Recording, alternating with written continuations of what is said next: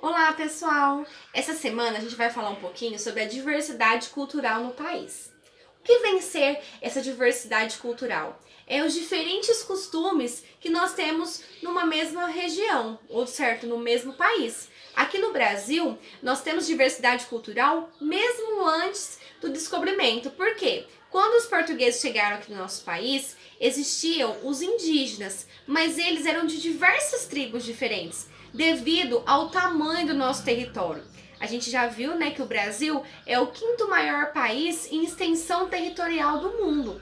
Então, nada mais certo do que haver uma grande diversidade, tanto de cultural, tanto econômica, social, dos vestimentos, das comidas típicas, tudo isso devido à nossa extensão, né? Quando a região é pequena, as pessoas elas costumam viver do mesmo modo. Já como o nosso país tem uma extensão muito grande, então cada povo de cada lugar vive de uma maneira diferente. E se a gente pensar nisso a nível mundial, a gente também consegue identificar que os países são diferentes entre si, principalmente entre o Oriente e o Ocidente. E os principais disseminadores de cultura no Brasil foram os colonizadores europeus, a população indígena e os escravos africanos, que foram os primeiros povos que deram início a essa miscigenação, né? E depois, né, posteriormente, vieram os imigrantes italianos, japoneses, alemães, poloneses, árabes, entre outros, que todos eles contribuíram para essa pluralidade cultural existente aqui no Brasil.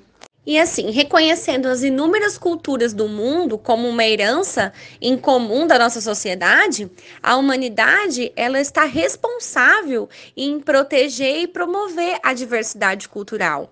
Então, a gente tem como objetivo manter essa cultura. Por mais que nosso Brasil seja tão diversificado, a nossa cultura é justamente essa diversidade.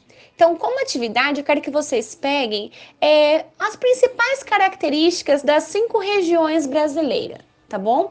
Então, assim, nós temos, né, Norte, Nordeste, Sul, Sudeste e Centro-Oeste. Faça um pequeno textinho sobre cada uma, colocando as principais características, destacando o tipo de dança, o tipo de comida, o sotaque, qual é a influência principal desse povo, ok? Até mais!